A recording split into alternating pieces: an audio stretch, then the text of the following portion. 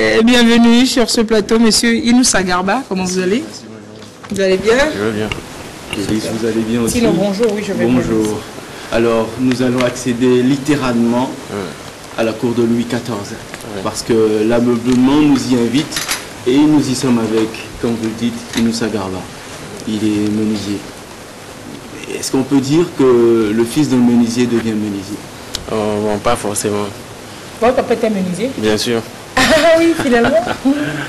Eh bien, dans votre contexte, est-ce que vous étiez prédestiné à être menuisier parce que le papa l'était ou c'est en fonction des circonstances? Bon, c'est en fonction des circonstances. Bien joué. Oui, mais on en revient. Tel père, tel fils. Oui. Père sculpteur, ou père menuisier, charpentier, et le fils qui en hérite. Oui. Mais j'ai essayé de professionnaliser un peu. Lui, il a fait la charpente, le coffrage. Donc moi, j'ai décidé d'accentuer un peu. Du coup, j'ai fait ma formation au niveau de la Côte d'Ivoire pour ajouter la sculpture, la décoration sur des portes blindées, le personnage de Jésus, les Louis XIV, les grands fauteuils des pasteurs. Ou les majestés aussi. Oui. Mais il faut le dire, quand on dit le concours de circonstances, à la base, c'était pas un désir de devenir menuisier, même si son père l'était et qu'on le faisait depuis le cours primaire. Il y avait des études à côté, n'est-ce pas? Bien sûr. Et comment se fait-il qu'on s'adonne à ce métier? Il faut dire que dans les études, j'étais pas nul. J'étais excellent dans mes études. Mais compte tenu de la situation, au temps où mon père et puis ma mère étaient un peu paralysés par l'hypotension, donc du coup, je me suis décidé de prendre mon destin en main. Et ça, c'est depuis la classe de 3e? Parce depuis que votre père, il était hyper tendu depuis la classe de 5e. Bien sûr. Mon père a eu hypertension en classe de 5e. Ma mère au niveau de la classe de 3e. Donc, c'est un peu compliqué. Donc, il ne faut pas perdre du temps. Il n'y a pas de soutien pour les études. Donc, du coup, je me suis lancé dedans. Donc, vous avez appris dans l'atelier de papa, là-bas, à la base? Depuis les cours primaires, au retour de l'école, on fabriquait des petits trucs. Vous faisiez des banques vie que vous vendiez aux autres. Des banques vie et puis des poussettes des enfants. Là. Oui, tout ça. Vous faisiez votre business avec ça. C'est ça. Donc, au niveau de la classe de 5e, même, je faisais des petits masques que les professeurs, même quand ils voyaient ça, ils ne savaient pas que c'est moi qui faisais ça. Donc, je fabriquais ça dans les temps des vacances. Donc, pratiquement, j'ai connu le métier avant de me lancer. Dedans, oui. Donc après, quand vous êtes décidé, vous êtes juste allé vous professionnaliser en Côte d'Ivoire ou bien vous avez quand même fait un atelier encore au Togo? Bon, actuellement, j'ai un atelier. Non, je dis quand vous avez choisi de vous lancer dedans, de vous professionnaliser là-dedans. Et là, c'était avant les résultats du BPC? Bien sûr. Quand vous avez passé le Je me suis lancé, oui. Je me suis lancé avant la proclamation des résultats parce qu'il n'y avait pas du temps. Vu ma situation, il n'y avait pas du temps, quoi. Donc quand vous vous êtes lancé, c'était dans un autre atelier ou bien dans l'atelier de votre papa? Dans l'atelier de notre grand frère. Ah, ok. Oui. Parce qu'il faut le signaler, 3 fils d'un père et tous menuisiers. Super. Et dans les résultats du BPC, alors, c'était bien? Bien sûr. Vous aviez votre BPC? Bien sûr. Et mes professeurs m'ont accusé de... ils m'ont critiqué un peu de continuer les études, mais c'est moi seul qui sais ce qui se passait, en fait. Donc, j'ai pas dû... Et du coup, l'aventure nous conduit en Côte d'Ivoire. Pourquoi la Côte d'Ivoire? Oui, bon, il faut dire que le vieux, lui, l'a fait coffrage et puis la charpente. Oui, le vieux. Donc, c'est les Ivoiriens qui font beaucoup la sculpture. Oui. Donc, j'ai été inspiré par la sculpture. Et il y a notre oncle au niveau d'Adiaké. Il y a un centre de formation de sculpture là-bas. Donc, c'est là où je me suis perfectionné davantage. Vous avez demandé à votre oncle de vous accueillir, de vous soutenir là-bas, c'est ça? Bien sûr, bien sûr, bien sûr. Vous avez fait combien d'années? J'ai fait pratiquement depuis 2000, j'ai eu mon BPC. Donc j'ai fait 4 ans là-bas. Donc je me suis retourné au pays. Oui, mais ce qui est bien avec les Ivoiriens, est-ce qu'ils préparent des fois des diplômes professionnels, donc des CAP ou bien des CFA? Oui. Vous étiez rentré là-dedans puisque vous aviez votre BPC.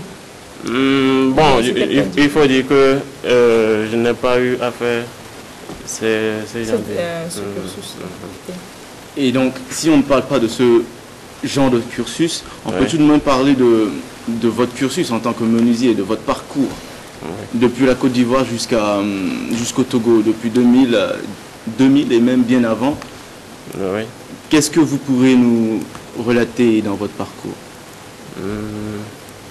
Bon. Et qui vous marque le plus, bien sûr. Bon, il faut dire que dans mes parcours, j'ai eu à connaître un cadre de l'armée qui m'a beaucoup appris la discipline, la promptitude, le respect des clients. Donc, qui vous a appris? Vous êtes allé à son école bien? Non, j'ai eu à travailler avec lui. Il y a beaucoup de gens qui sont passés là-bas, mais ils n'ont pas pu. Vous voyez, donc, du coup, quand moi je suis arrivé pour lui faire des travaux, donc, ce qu'il cherchait, j'arrivais à lui faire ça. Et dans les temps? Dans les temps, dans les délais. La précision, la précision, ça compte beaucoup. La précision, ça compte beaucoup chez lui. Donc, c'est grâce à lui-même que je me suis lancé davantage. Et quand on aborde votre atelier, on est plus, bon, disons qu'on est particulièrement attiré par ces meubles qu'on qualifie de Louis XIV. Oui. Et quand vous donnez l'exemple de ce cadre-là qui vous a plus ou moins orienté, qu'est-ce qu'ils apprécient le plus dans vos meubles? Parce que ces meubles, on peut bien les retrouver en galerie. Bien sûr. Lui, c'est un gars qui aime la sécurité. Donc, ce que nous fabriquons ici, avec du bois de qualité, qui peut faire plus d'un siècle. Alors que le truc des importés, des meubles importés par exemple, l'autre fois, il y a eu une cliente à la caisse qui a payé des lits jolis, mais ça n'a même pas fait une semaine, le pied est cassé. Ça dépend de ce qu'il fait. Je ne minimise pas mais par contre, nous, menuisiers, c'est que à Lomé ou bien au Togo, on nous sous-estime un peu. Au lieu de nous commander des trucs... Oh, si on vous sous-estime, ça vient de quelque part. Hein. Ah, c'est pourquoi il faut chercher à valoriser ce que livrer un lit, une commande pour passer pour une semaine, vous recevez votre lit en 6 mois après, et puis en plus, la finition des fois qui manque. Ce qui manque chez les artisans, on ne doute pas de votre qualité du travail que vous faites, mais c'est la finition qui manque à tout ce que les gens font. Oui. Voilà quoi. C'est pourquoi il faut écouter le client, ce qu'il cherche, et puis accentuer ce que tu fais. Faut pas faire du n'importe quoi. Si tu fais du n'importe quoi à quelqu'un aujourd'hui, demain, il va dire n'importe quoi sur toi. Bien et puis sûr. Tu vas chasser les clients. Moi, je dis souvent que c'est les clients qui font de nous ce que nous sommes aujourd'hui. Bien sûr. Oui. Si tu peux beau connaître ton métier, si on ne te commande pas, tu ne peux rien faire. Donc, il faut faire du vrai. Donc, vous prenez soin de la finition, c'est bien fin, bien poli, et livré dans les temps. Vous ne vous cachez pas sous la table quand les clients viennent pour dire à vous. Non. La preuve est là. Quand on m'a appelé, je suis arrivé. Oh, sinon, c'est différent. Sinon, j'allais fuir que les gens vont dire que les gens qui vont commander du travail, ils vont vous attraper, ils vont vous attendre à l'entrée de la télé. C'est pourquoi j'aime faire l'exception. Il ne faut pas chercher à faire les copies conformes.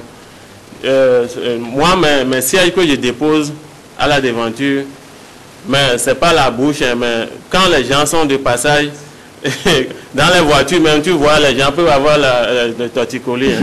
C'est pas la blague. Il regarde jusqu'à la voiture, c'est le torticolis qui vient. Après, il faut venir apprécier.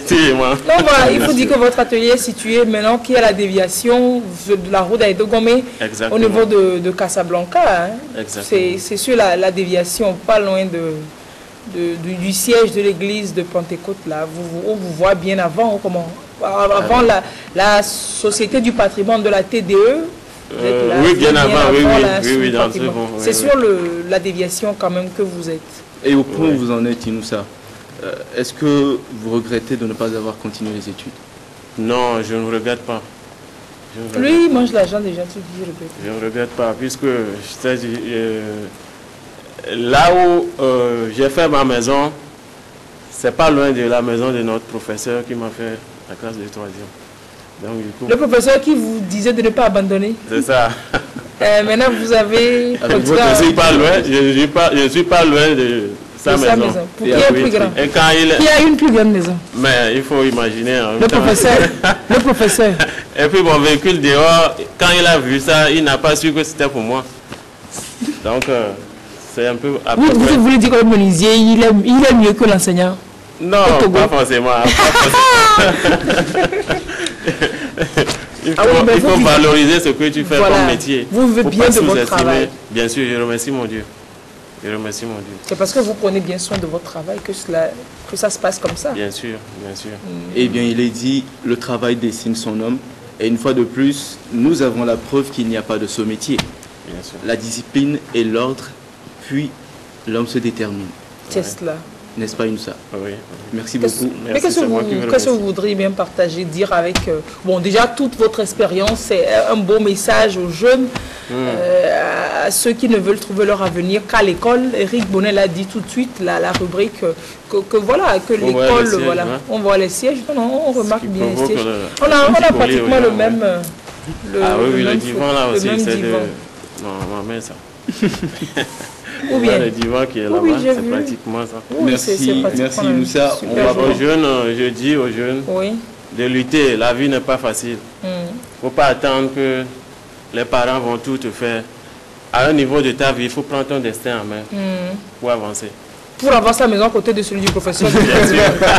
Et avoir sa voiture qui est mieux que la sienne. Voilà, c'est le numéro de notre menuisier qui s'est inspiré de la cour de Louis XIV qui est là. Vous pourrez l'appeler, le féliciter.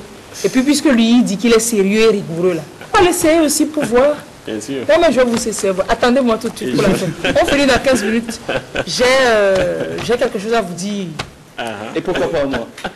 Tino, non, merci. C'est plutôt à M. Inoussa Garba que je vais m'adresser. Hein.